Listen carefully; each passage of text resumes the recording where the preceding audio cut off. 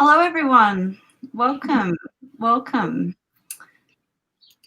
We would like to kick off this evening's webinar by respectfully acknowledging the traditional owners of the land on which we are meeting today. Our speakers today are presenting from the lands of the Boonwurrung and Wurundjeri people of the Kulin Nation, and we pay our respects to their elders, past, present, and emerging, and the Aboriginal elders of other communities who may be here today. Thanks for coming, everyone. I'm going to hand it to Audrey. Thank you very much. Hello, everyone, and welcome to our Belly Managing webinar, People Managing People. Before we dive right in, a few words on Belly Managing for whoever here today is new to our group. We're a community dedicated to managers in creative industries to talk shop, swap tips, and share challenges from what can be an emotional rollercoaster of a job. We host events ranging from structured discussions to workshops to casual drinks, as a way to learn, upskill, and support each other. The drinks didn't happen in 2020, I'm afraid. We welcome anyone who is interested in the intersection of design and management to come along to our sessions. We invite you to join our Slack channel or subscribe to our newsletter if you're interested to be part of our community, and you can do this on our website. We are bellymanaging.com, and Libby will pop the details into the live form so you can access it there. Belly Managing is run by Andrea, who is a studio manager at the wonderful Hungry Workshop. Libby, who was just speaking earlier, is a senior producer at Portable. And myself, Audrey, I'm a design manager at graphic design studio Squarewith.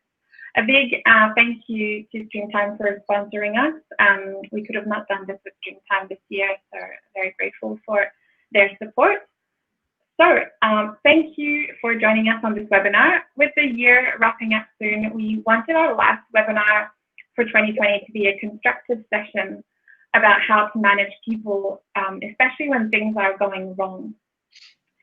We want you to walk away with the tools to tackle any tough situation in the future, and we're delighted to have Sharon McNamara with us today to help us do that. Sharon has worked in the Australian creative services sector for about 30 years in many roles, training as a graphic designer, then beginning her career as a junior designer. After transitioning from being a creative to account management, she reached the heights of general manager for some of Melbourne's best design and branding studios. So you can say she's pretty much seen it all. She has gained a lot of experience over the years while performing a variety of different roles in creative and management/account service teams. Until recently, she worked as a business consultant with creative. So thank you very much, Sharon, for joining our Belly Managing chat. So a little bit of information about how the session will run today.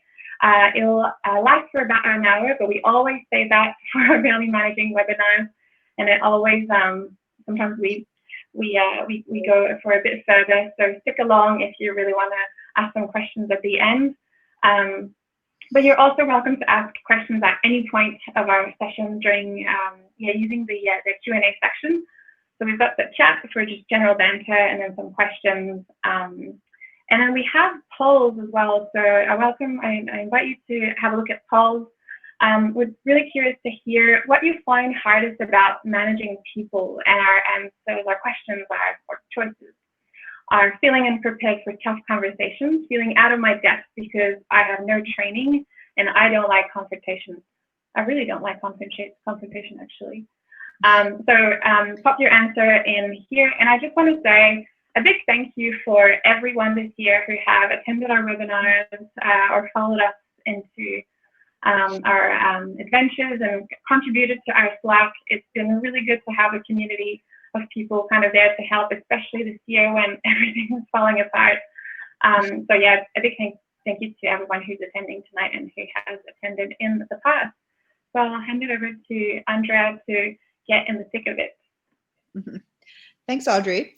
So this evening, what we're going to be doing is running through some scenarios where you might have to manage people. So it's going to be a pretty specific example. And Sharon is going to talk us through some tips on dealing with each of those situations. And the three kind of areas that we're going to be looking at is managing your team when something's not going right, managing up to, you know, people higher up in your organization, and working on professional development and having those kinds of conversations with your team. And just a note, we are kind of tending to focus on when things are going wrong, or kind of the negative elements of managing people, just because those tend to be the trickier ones. But if anybody has any really good tips for like positive team enforcement or team building, and, you know, the happier, more positive side of managing people, please share them in the chat or in our Slack channel. We're always, I'm always on the lookout for fun new things that we can do with the team. But before we dive into that, I guess, Sharon, the first question I wanted to ask you is, how do you define people management, and how is that something that one gets started in? Sure. Thanks, girls, for inviting me, by the way. This is very exciting. You're welcome. And happy to support Barely Managing. I certainly wish there was an organisation like you guys around when I started out, because we had nobody. Managing people, it's really difficult, because as in account service, we manage people, but we typically think that that probably means our clients, and we don't think about the fact that we're, you know, managing teams and managing people who are producing. So you really need to think about your soft skills and all those sorts of things, and how do you manage your team to get the job done that you've been put in charge of getting done. So that's really people manage it. It's getting people to help you with what needs to be done. Yep, that's in a nutshell. It is, isn't it? In a nutshell. One outcome, so isn't it? I'm going to hand it over. I'm going to hand it over to Audrey, and she's going to be describing our first kind of scenario. So go ahead. Yes, and I'm just going to prelude this by saying, you know, especially in my situation, so I worked in agencies for most of my career. So this example is a little bit more inspired by this experience, but it could apply to other kind of project management roles, you know, whether you're in an organization or yeah, either other kind of project management. Yeah, just wanted to let you know before I dive in. So in my workplace, my role as a design manager is on an equal level to our lead designers. I'm not their superior, and they don't report to me. They report to our creative director. But yeah, I'm responsible for the good health of a project. So what I find challenging is when I have to tell off a designer when something's wrong, or they have to they have to make a change to their way of working. So an example of that is, it might be that a designer is repeatedly taking longer than the time allocated to execute a task, or they might keep repeating the same mistake even if it's been brought up before. It could be that the concept of like, it's good enough, and that kind of relates to you know, spending more time. Kind of hard to say, you know, it's, and I know that, you know, we could get a perfect outcome, but for the brief, we can just kind of send it out and it's good enough. It could also be that, you know, they could work on the way they communicate with clients. And so it's a bit of a touchy situation to bring up. So Sharon, I'd love if you could give us some advice on what to do when you have to talk to a team member that isn't pulling their weight, and it's affecting the health of your project or your interaction with clients, but when HR isn't part of your role. Yeah, tricky one, and been there and done that. So I certainly can relate to this scenario really strongly. It's the thing that we need to remember when we're in this situation, and especially when there's you know, design studios, and that's certainly my background. They tend to have a pretty flat hierarchy, and so yeah, designers and account service, they're seen as at the same level. But the thing that does tend to differentiate us as design managers, account service, account managers, is that it just seems to be part of our natural part of our role that we are leaders.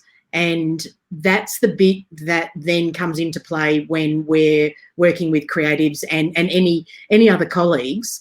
We're sort of empowered to lead. We're empowered to get the result, you know.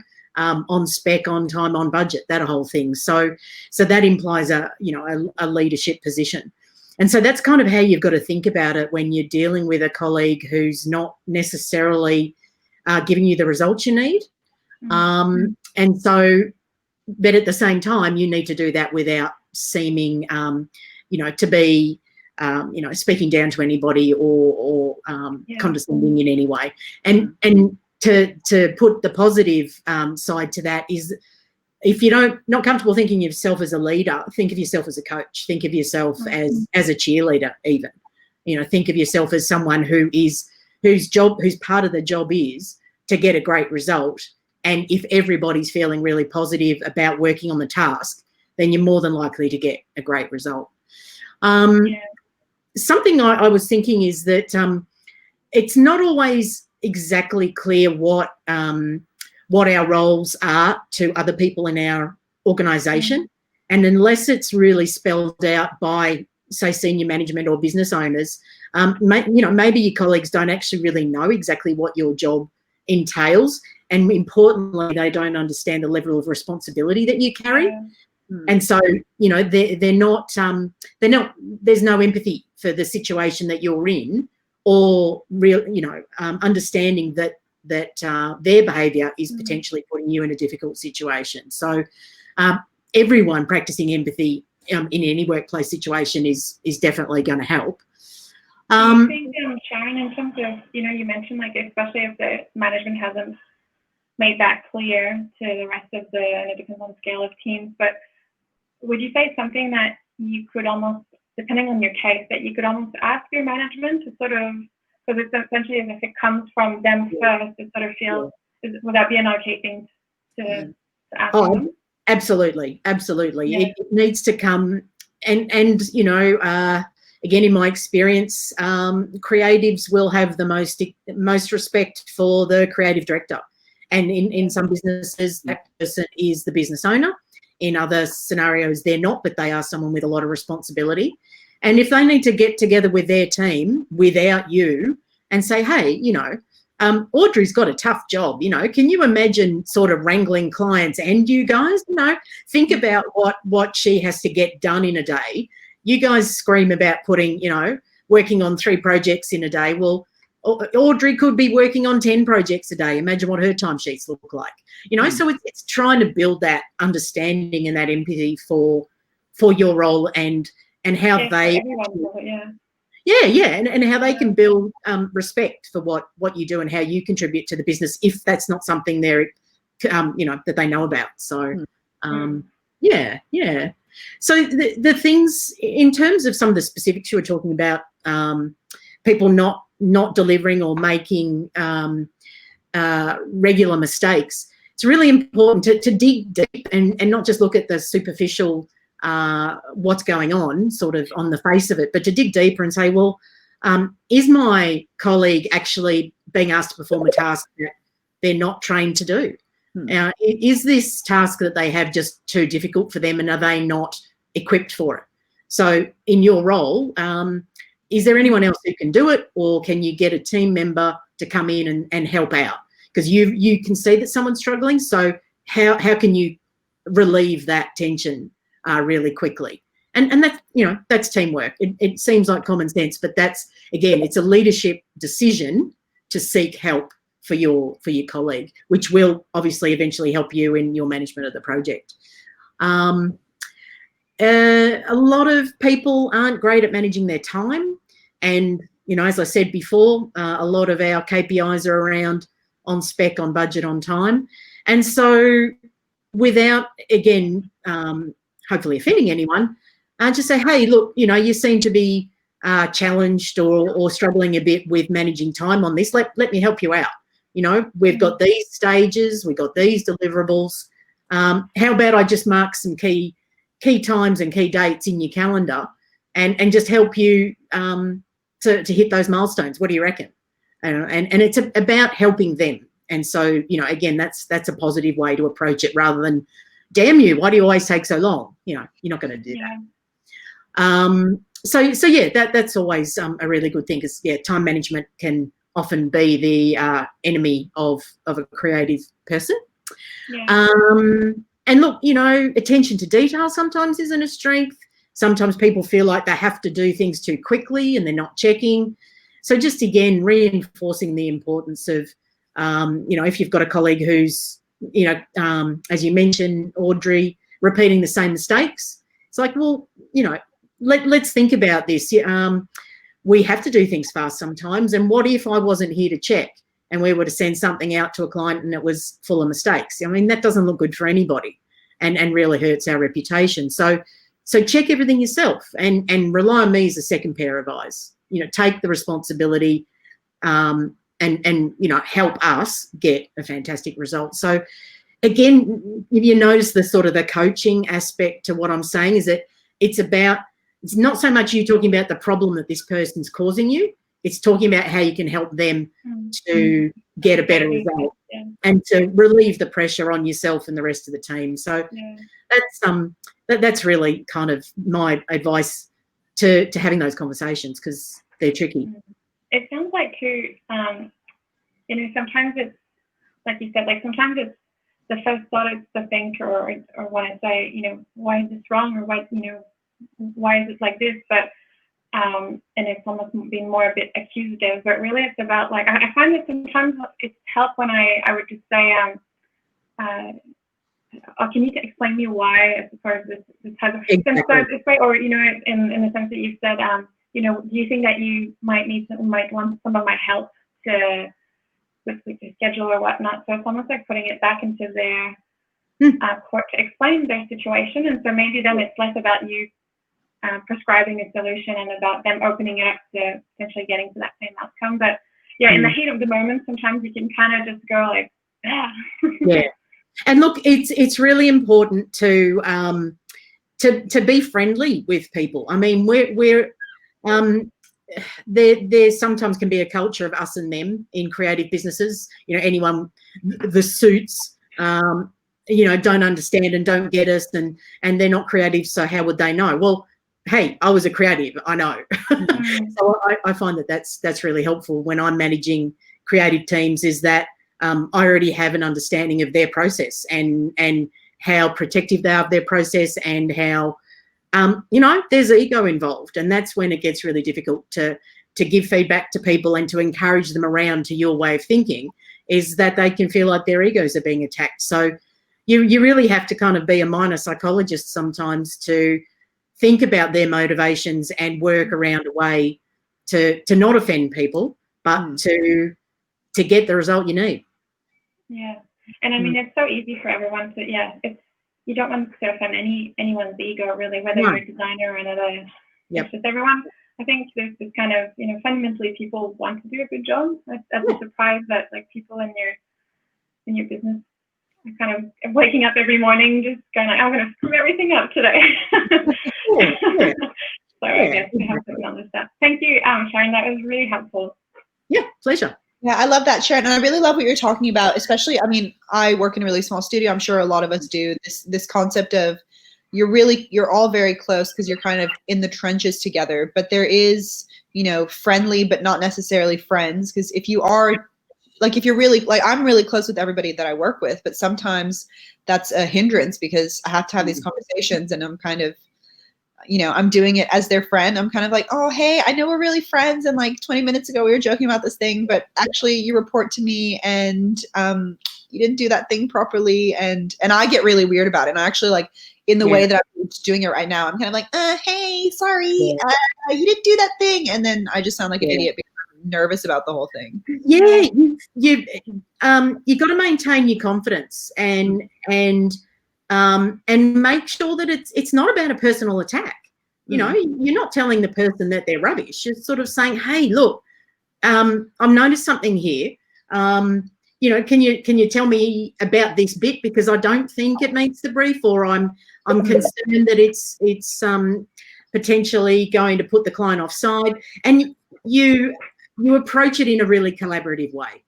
And again, you don't sort of try to discount the expertise of the person you're talking to, but you have every right to come up and say, hey, look, I've got to go and present this to the client, and I need your help to understand why it is the way it is. And quite frankly, I think maybe this part's not so great. So what do you reckon? Can we look at that another way? And just approach it from a really collaborative and positive way as best you can. I think that's a good segue to the second kind of scenario that we want to talk about, which is managing up. So it's, you have a conflict with your management going the other way, and how you deal with that. So I know personally, when I was starting out in the design industry, I worked in a very small company where we all did everything, and it was just so hectic. It was like stuff of nightmares kind of design studio, and it was one of those like work every night until 9 p.m. places, which I just think is so indicative of like you're understaffed or you're overworked. I mean, if you're working 12 hours nonstop and you're not taking it, like something's wrong, but that's neither here nor there. And the owner of our business he was very excitable, like very big ideas guy. And he was very good at selling the idea.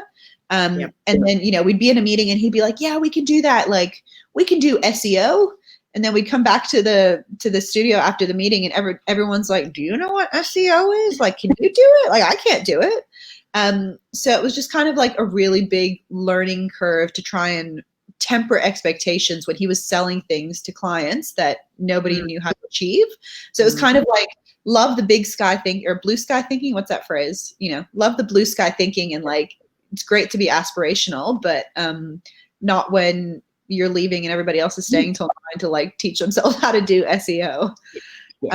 Which like, and then you present something shitty to the client and nobody wins. So what I wanted to ask you was, so often in our roles, we do know more than the management just because we are kind of like in the day-to-day and the kind of nitty-gritty of each of the projects. So how do you think what are some tips for getting that kind of, when you're disagreeing with management, kind of getting that across respectfully, but still being quite assertive? Yeah, and look, that's my first thought, is that respect is a massive part of it, and trust as well. And it's in everybody's best interests with whoever their leader or boss is to build respect and trust so that you can actually have candid conversations. Because again, like the example before, Andrea, that you don't want to be all timid and like, oh, gee, boss, you've actually really dug a hole for us. You want to have a professional adult conversation. So stand your ground,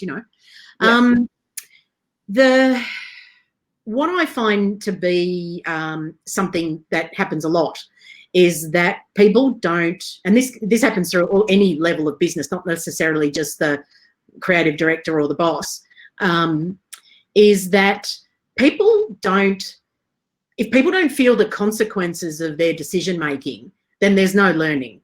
And so in the situation you talk about, it sounds like the staff did in that organisation. You guys all did your absolute best to deliver on the promises of your boss, regardless. And your boss never felt that the pressure of you guys going, how the hell do we deliver that? Because you always did. Now, this is pretty controversial, but sometimes you just got to let it happen. You've got to, you do your best. But you say, well, boss, here it is. You said we're going to deliver A, B, and C. None of us have that capability, and there's no budget to outsource it. So this is what we have done. And so, and if you got to throw them under the bus, and that's maybe exaggerating in the term, but then you need to stand up for yourself and say, well, we've done this to the best of our ability.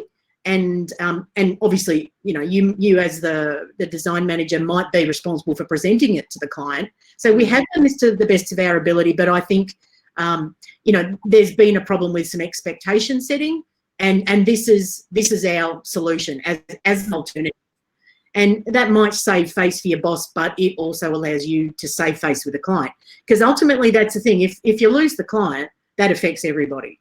And so you don't want to challenge the project or the client to the extent that they leave the business, but you've got to let that leader stand up and take their medicine as well. And if they would have to go, okay, so we decided to do it this way. Maybe there's something in that, and then afterwards you say, boss, got to have a straight conversation with you. This is really difficult. And a problem for us, and we'd really, we'd we need your, I call it magic fairy dust. You know, when you've got those really vivacious people, they just come in and they do this over the top of the project, and it just springs to life. You know, I've worked with plenty of creative directors like that. But you don't want to make the big promises, you know, and sort of coach them as well. You know, managing up. So you're coaching up as well in the way that you want your boss to act. Very much the way we were just talking about, that it's a leadership thing. You're coaching your colleagues to give you what you want. You're coaching your boss to say, hey, I've got this covered. I'm cool.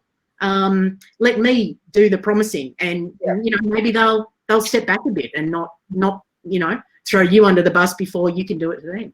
Yeah, that makes me think that for me, like, I think it's normal for everyone as well. Like, even I, as a manager, sometimes I'll, like, a client, you know, you're under the pressure of the client and you want to look good. Like, you want them to feel like, you know, that they can trust your business, and you might be too quick on saying yes to something and it doesn't come out of meanness, but then, like, you look a bit, like, the designers look at you like, really? Can we actually do that? For us, I think is over the years with my director is that now it's kind of like an agreed thing that when we're talking schedules, say during a new business meeting or something, my boss is going to decide, he's going to decide to me or something, and so it's kind of something that we've decided together that you don't talk schedules, because maybe you have the timeline of what projects took maybe 4 years ago, but then we decided to change our process and now it's very different and we have all these dependencies to consider. So that has helped a bit. And look, it's really important that everybody has a role in meetings and those sorts of things. You know, nobody likes to go just as a handbag and, you know, the account services come along just to take notes. Well, no, you've got something to contribute. And so it's like, well, I'm in charge of the logistics of this project, so I'm the expert. Let me speak to that, and let the you know, let the CD or whoever do the schmooze and all that sort of stuff, and you just come in with the facts, and you'll be respected for that. And it means that your boss doesn't go shooting off their mouth and cause a problem for everybody else. Sharon, I was going to ask you, having been in, you know, a position of a general manager and sort of in that top management, would you say that in terms of managing up, if a designer or a project manager had something that they wanted to share about the process, and it's sort of maybe a big thing to share, do you think the annual review is a place where a person could, I know that it happens only once a year, but do you think in terms of, I guess, like new ideas about processes, or do you think it's like you're being reviewed yourself? Do you think that it's a good place to also just say, and here is kind of what I wish was a bit different? Yeah. Look, that's a good opportunity to give feedback as well as receive feedback. But I don't know about you guys, but I mean, annual reviews are horrible. Nobody likes them. Nobody wants to do them. And they're a bit of a dinosaur. You know, current HR practice is actually not to do that. A lot of businesses are not changing the way they do that. They give and receive feedback. And my advice under that circumstances is immediacy is everything. Like seize the moment. You know, I mean, you can't do it every 5 minutes, and you can't change everything that you don't like. So you got to pick your moments. But if you've got an idea, just and if you don't know if the leadership or the boss is going to be receptive, you know, create a little lobby group in amongst your team and say, you know, I really don't like it when we do things this way, or I really think it's not productive. What do you guys think of doing it this way? And then as a team, you know, in your next WIP meeting or in any other kind of group meeting scenario, you say, hey, boss, we've all been thinking about this, the way we do this thing, and some of us have got some ideas. Have you got 5 minutes to hear about it? And to be honest, any business owner will go, yay, somebody's been proactive. It doesn't all have to come from me. And that, you know, that's a pressure that business owners really feel, that everyone looks to them for every answer, and it doesn't have to be that way. You know, most people absolutely love it when staff are proactive, and it might not work, and it might not be affordable. The timing might be wrong. You never know, but to hear from someone to say, I think there's a better way we can do this, that's gold, and do it as soon as you can. And it works also with negative feedback. If something's not working, get it sorted as soon as you can. Don't sit on it for 6 months and then get really scared about talking about it in a formal review, because I mean, the moment's passed. You just deal with it as soon as you can in both positive and potentially negative situations. I agree. I love that proactive thing. I feel like all of us have, lists in the back of our heads that like, oh, if I ever have time, I really want to do that thing. Yeah. And if someone's like, oh, this is rubbish, we should do it this way. I'm like, please do it. Go for it. Yeah. Where is it written down that we can't do it that way? Where is it written down that we can't try new things? I mean, in our business, innovation is critical. So it doesn't have to just be about the products we create. It should be about the way we do it, the tools we use, the way we interact. It should be business-wide. Innovation is so important and can be a really big differentiator as well. So bring it on. The way we've done it at our studio is also for every kind of weekly review, we've got just a window of time that we dedicate to talking about the business. So it could just be, what we want to accomplish in the immediate week or something. But that I find that, when you have those windows of time, that's like, this is a free forum to contribute. It feels less of a like, oh, I'm sticking out and I've got a complaint. It's more, it's expected that people are there to make comments to improve the process. So that helps. Yeah. And look, get your colleagues behind you. Get your mates to support you. I think that's the important thing. And nothing worse than standing up and saying, we all think this, and everyone else, shrinks back and says, oh, no, not me. I mean, come on. Let's be grown-ups and support each other. You're going to have more problems after that chat. You're going to be like, you said that you'd be following me. You said, exactly. Let's not do that.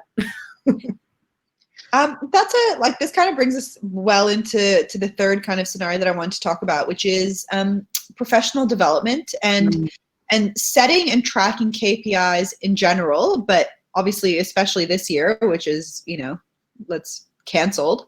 And especially in relation to kind of that first scenario we were talking about when people aren't pulling their weight. So I know for me personally, HR is something that I'm not trained in at all. But I've kind of taken on an HR-ish role just because of the other things that I do, and I'm the one that has the time. Not really. But given that I see my job as ensuring the health of the team and making sure like everyone feels like they're growing and the studio is growing, and not only in our work, but everyone feels like they're fulfilled. That's kind of why I've wanted to take it on. However, I find it really difficult to have those kinds of conversations sometimes without any kind of like framework or skills. We'll sit down. We don't have annual reviews, but we kind of have every 6 weeks, we catch up with everybody. And, it's a pretty loose conversation, but we do kind of keep track of what we talked about and kind of set goals and things like that. But when I think of KPIs, I kind of struggled to come up with touch points that aren't sales based, which is not really the vibe that I personally, or that we are kind of going for. It's more about like everyone feeling like they're growing. But sometimes I feel like I'm just swimming in the dark when I'm setting those. I'm kind of like, hey guys, what do you want to do this year? And they're like, oh. And I'm like, okay, cool, me either. Good chat. See you in 6 weeks. Do you have any tips and advice for kind of, not only a framework for doing that, but ways to kind of coax people to, be proactive or come to the table with some ideas? Yeah, sure. This one's a really interesting one, and there are. I mean, I congratulate you, Andrea, for stepping up and taking that role, because it's often, it's either a poison chalice, nobody wants to do it, or nobody thinks to do it. And a team or a business can really suffer from not being forward thinking. So good on you for taking that role on. KPIs take all different forms, and I get it that you want to be able to report on KPIs and say, well, did we achieve it or did we not? And so our first thoughts go to something that's financial or numeric in value. So we can say, well, we were here before we did the thing, and now we're here after we did the thing. So we've got an empirical result.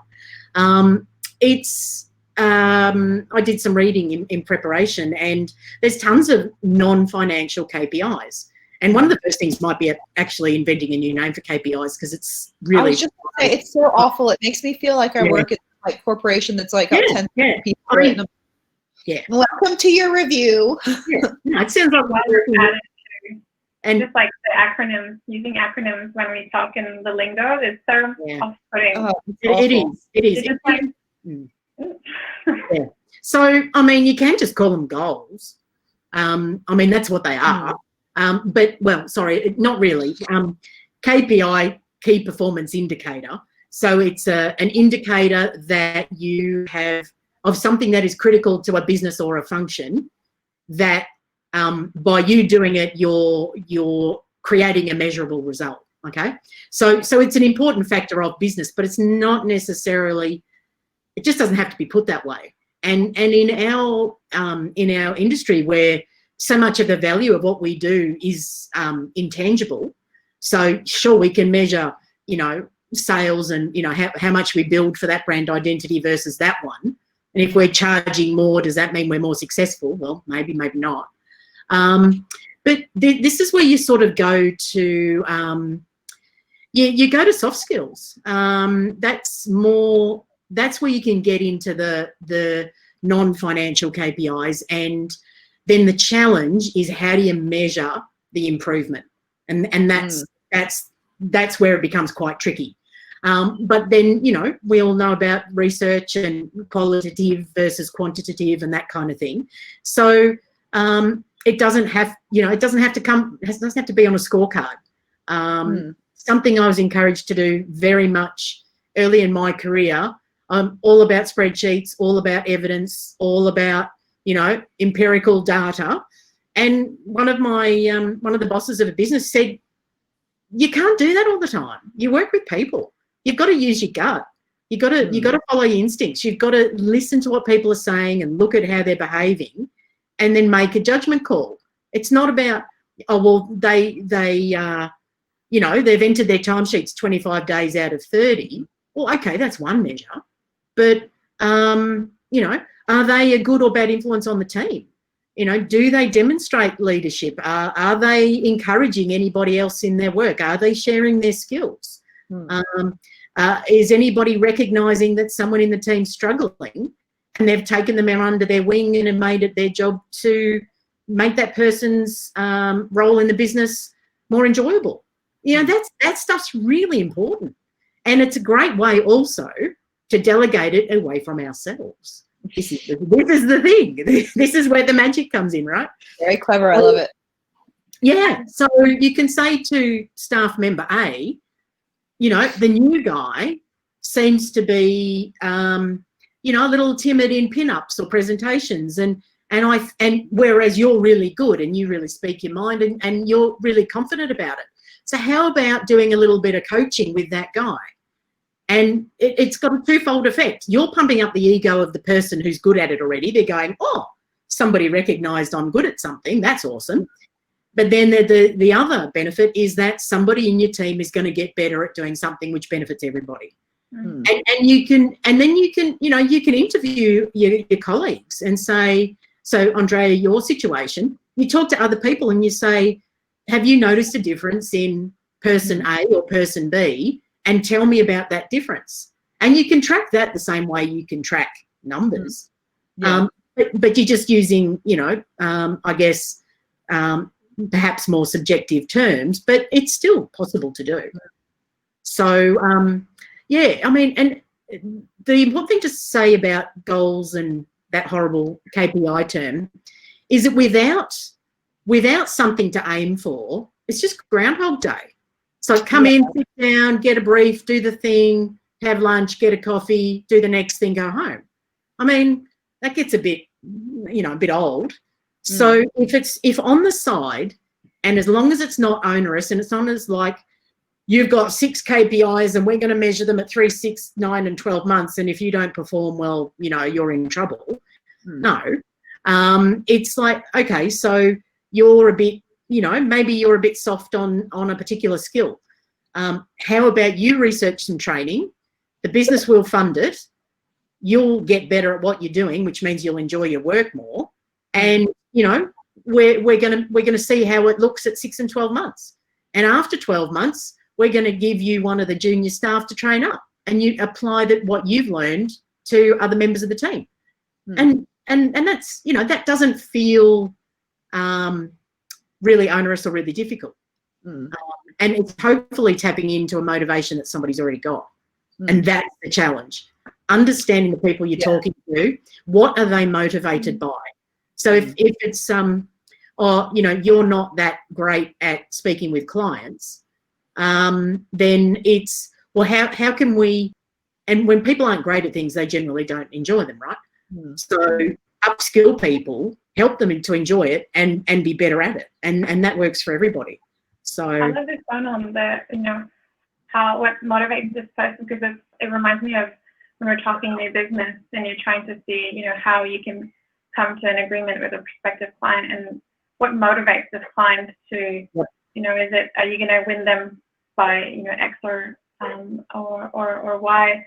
And I feel like with everything, right, everything that we do is that sometimes we're too quick at wanting to address or answer or fix, because we're constantly as managers just like answering one request after another request and moving from one project to the other project, that it's almost an exercise in like just thinking for a moment, like what motivates this person. I was going to ask you, Sharon, thinking about KPIs, and we've renamed them goals, and sort of conversations, perhaps less like an informal conversation between a project manager and a designer around like setting goals together, but more so on a like management versus whether it's a designer or project manager. Do you find that when there's KPIs involved, that it's often linked to whether or not a person is going to be getting a raise eventually, in terms of like answering those KPIs? And second part to that question would be, how do you think it affects this year, having gone through COVID-19? Do you think that people should have different expectations around still needing to achieve certain goals, but they're not necessarily expecting what would come naturally in terms of pay raise or anything like that? Yeah. Oh, look, yeah, exactly. I mean, I reckon all bets are off this year. It's been so challenging, and people have had to adapt. Other people have lost their jobs altogether. People have had their hours cut back. I've had my hours cut back. It's just, it's just a fact of maintaining your business through incredibly difficult circumstances where nobody can see what the outlook's going to be. So it's incredibly difficult. Managing people's expectations around promotions or salary increases is a really slippery slope. And my advice to business owners or anybody managing people is it's got to be merit-based. You've got to have done something either extraordinary or valuable or innovative. You can't just sit back and say, well, I've been here for 12 months, I want more money. Because why? You come, you do your job, you go home, you're nice to everybody, you don't cause any problems. Well, that's actually that's doing your job, and you get paid your salary for that. If you want more money, you've got to think, well, if I want more money, that means the business has to earn more money. And what could I potentially do to make the business stronger that will then be able to reward me? And there's that innovation thing again, So it's managing people's expectations that salary increases or reviews are just not a given, and you've got to earn it. That's very few businesses have just got cash to hand around, especially now.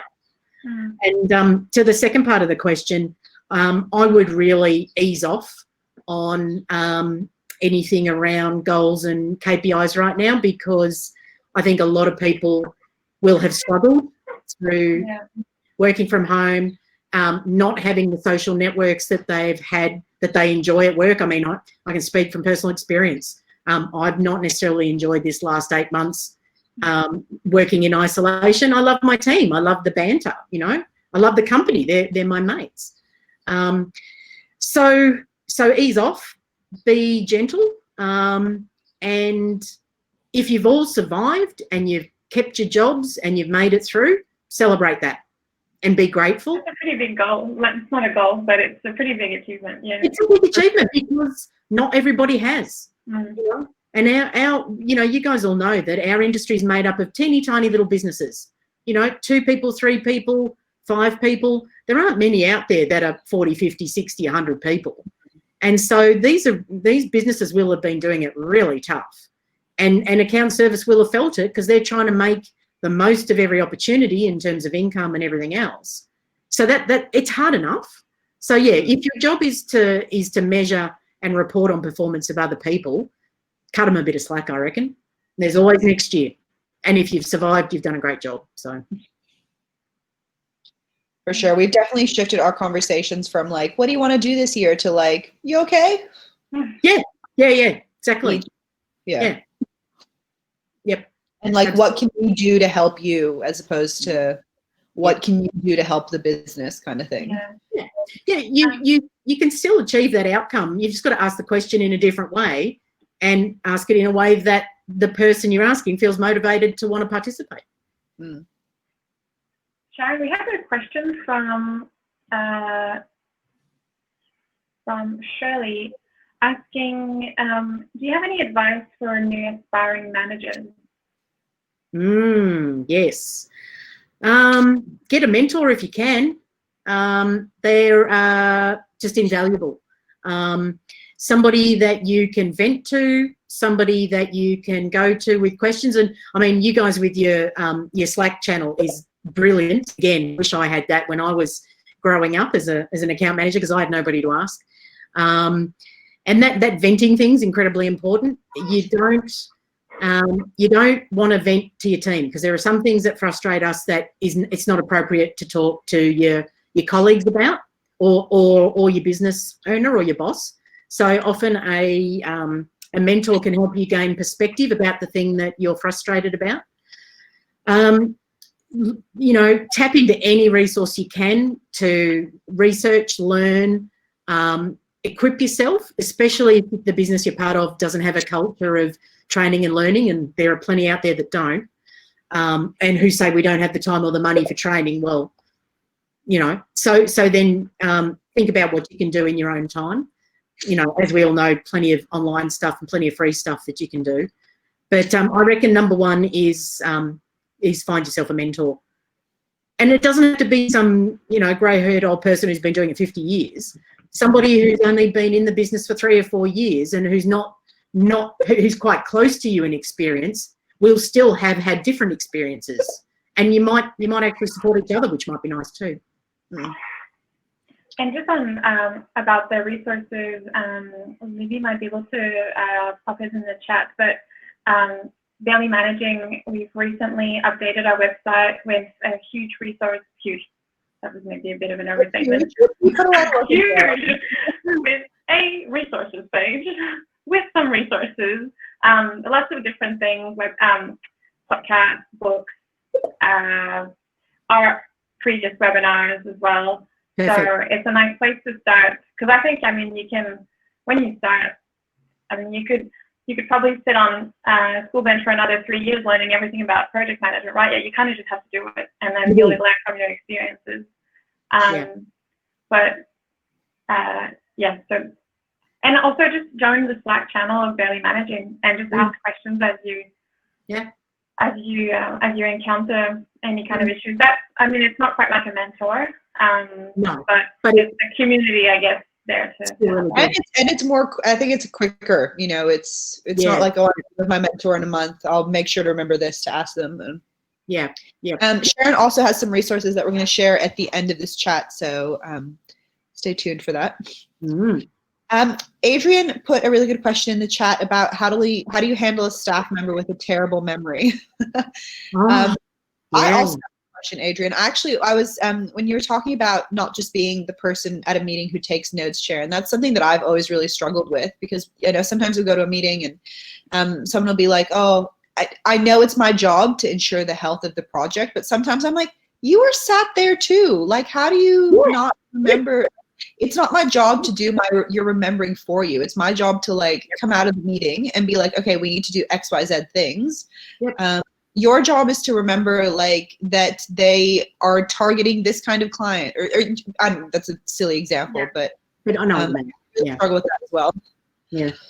Oh, look, I'm a ridiculously obsessive note taker. That's just part of who I am, but I know everyone's different. And the important thing is in those sorts of scenarios is the listening part, as you said, Andrea. You're probably concentrating on listening, and if you're feverishly trying to take notes, you're not actually listening. So not everybody has the skill of doing both at the same time. And so I think the word accountability is incredibly important in what we do. And just because somebody is not the client manager or the account service person doesn't mean that they're not accountable to the result. A designer or a creative is equally accountable to the result. And if they care about the result that they produce, they would want to create a result that is fit for purpose. And you've got to have remembered, well, you've got to find a way of being able to be accountable back to what the client wants.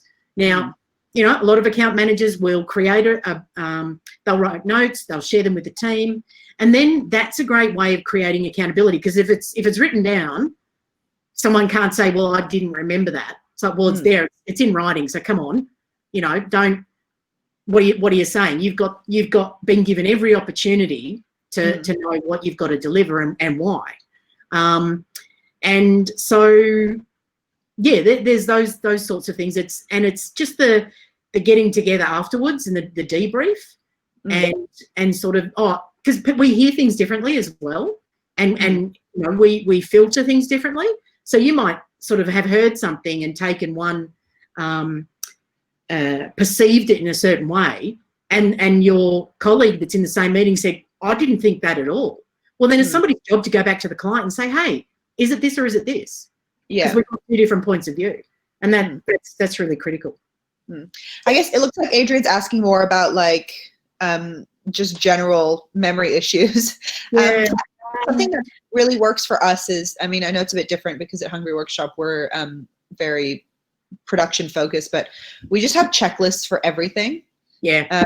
At every stage of the project. Maybe they need like a end of the day checklist or something. Yep, absolutely. And it's like a laminated thing that everybody gets by their desk, and that's maybe a little bit lame, but if they're really bad at remembering things. Like we use Slack, and there's so many Slack reminders, and I know when you have too many reminders, you can just start to ignore them and they lose their efficacy. But something like that could be helpful. Yeah. Well, that's the thing. You can't just say to someone, be better. You've got to give them some tools and give them half a chance of improving. And it's in everyone's best interest that they do. But the person with the shocking memory needs to take some responsibility as well. So that, I guess that's where I was going with the accountability thing. But yeah, checklists are awesome. And any account manager that is worth their salt will always have incremental catch-ups with their creatives. So, I'm going to, let's catch up after lunch and see where you're at, and go over the deliverables and go over the key points of the brief. And are we hitting the mark? No, we're not. We've gone on a tangent. Well, let's come back to the thing that we've got to do. And so, whether you have to do it at the start of the day, after lunch, and at the end of the day, if that's what gets you the result, then that's what it's kind of what you're stuck with. Yeah, but hopefully you can learn and improve. It's like you wish that you could just catch up once and then that everything would happen, but sometimes you realize that we're all humans, and it's sometimes easier to, what do you say? I said that sounds nice. Right? Because that's what Adrian said. It's like the mental load, and it's that if it's my task, I'm going to put it in my calendar and just remember, you control your own thing. But if you say, don't forget to do this, you have put that responsibility into someone else's hand, and it's you might as well do it yourself if you're going to have to chase it, because then that becomes a problem if it then gets done late. So I can totally empathize with that. I find for me, it's still something that happens, and I think, I still have to chase things from time to time, but I've kind of tried to make it as clear as possible that once a task is done, it's not just okay for the task to be done. The person has to email me or Slack me or message me to say, the task is done, it's now in this folder, and it's ready to go.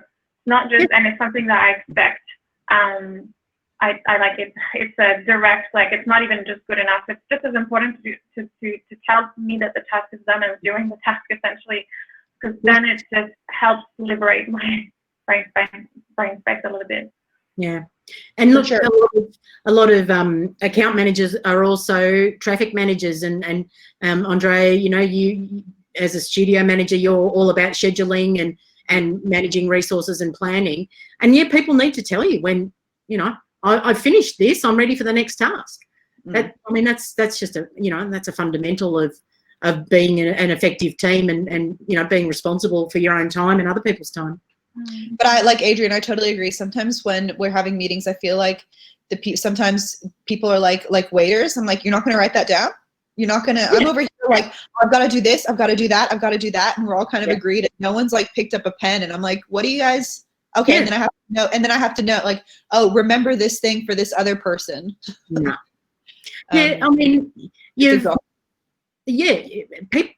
you know, we're professionals. You can't wing it. This stuff's too important. You can't wing it.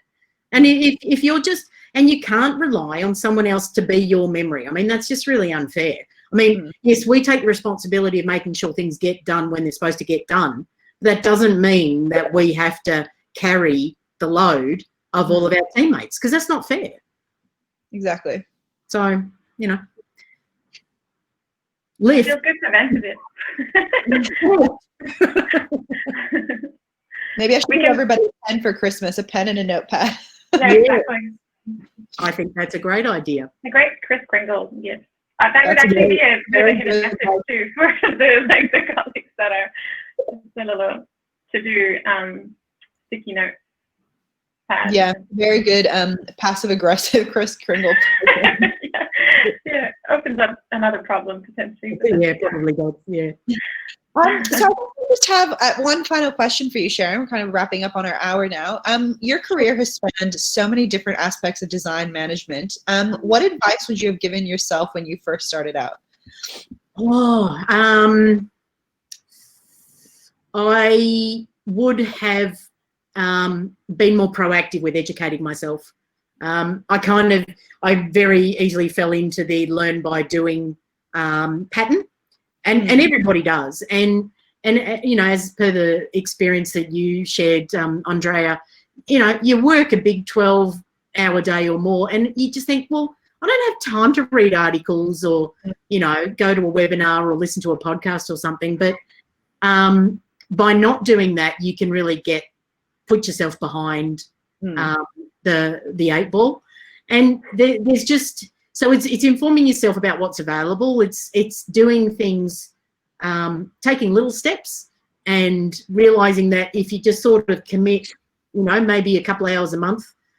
If I had committed, you know, one Saturday afternoon a month to something, I might have actually made things easier on myself, and not sort of not reinvented the wheel, you know. That's my biggest learning, is that there are, you know, not every question I have is a unique question. Somebody else in the world at some time has asked. And when I started out in my career, the interwebs was not really there. So, you know, big difference. And that's the thing that just, we're so spoilt for resources these days that there's almost no excuse for putting a question out there and not being able to find the answer yourself. So, but again, I wish I'd had a mentor. I wish I'd had someone that I knew that did something similar to what I did, and that we could have just, you know, bounced ideas around. But they were, you know, design managers were as scarce as hen's teeth back in the day when I switched over to the dark side of management from creative. So, you're very welcome here. I did the best I could at the time, I guess. So yeah, it hasn't turned out too badly. Oh, you're still going, so you did something right. Well, yes, I'd like to. I'm not done with yet. And on that note, in terms of like learning and everything, you did have we put together a PDF for us. Libby, are you going to pop that in the, yeah, there you go. So that's just a kind of overview of some of the tips that Sharon shared with us today. And there's also a good slide at the end with a bunch of resources. Do you want to just tell us a little bit about those, Sharon? Yeah, sure. Yeah, so I've just kind of done a bunch of tips for managing, just general stuff for managing people, as we've talked about, and also a little checklist for having difficult conversations. But the resources page is what I wish someone had given me 30 years ago. Small Business Victoria is excellent. Fair Work Australia is excellent. They have scenarios like what we've been talking about, and they'll have potential solutions. There are templates, there are worksheets, there are links to training. So if ever I've got an issue with something that I feel out of my depth, I'll just quickly go to those, because again, they're not necessarily unique problems, and so someone's asked before, and so there's now a resource. So going to the Fair Work Ombudsman website to understand how to handle issues with people is a smart thing to do. You're not going to get in trouble. They're not going to track you down and say, are you working with the proper awards and da-da-da-da-da. It's not like that. It's a resource for you to be able to manage and make sure that your workplace is an equitable place. And that's it should be really incredibly important to all of us.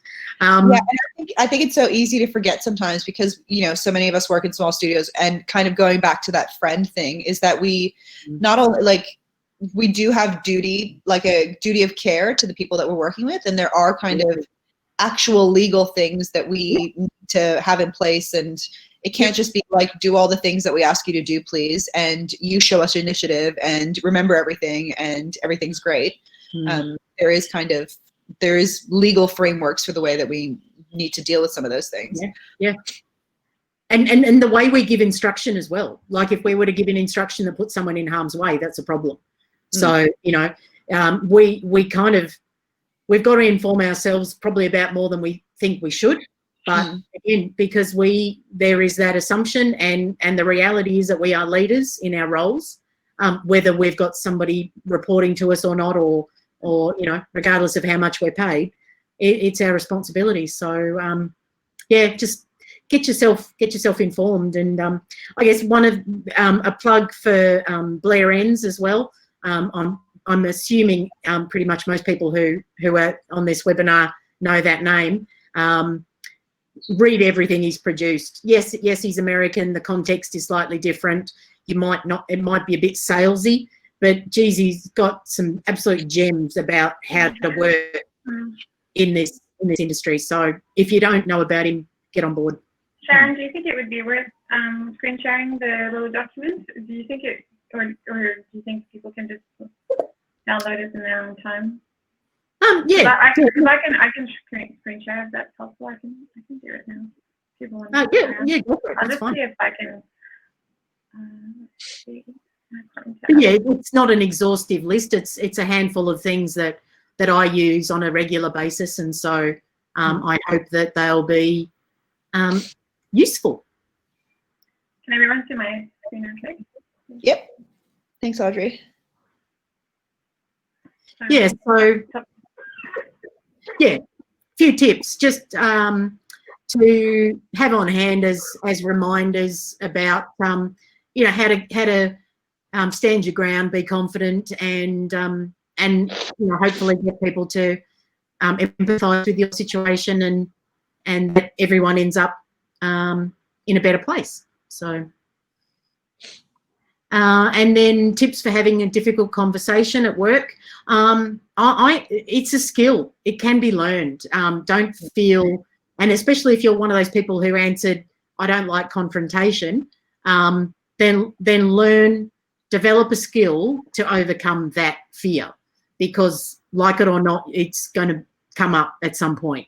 I did a short course. It was for a day with people from all different sorts of segments of industry.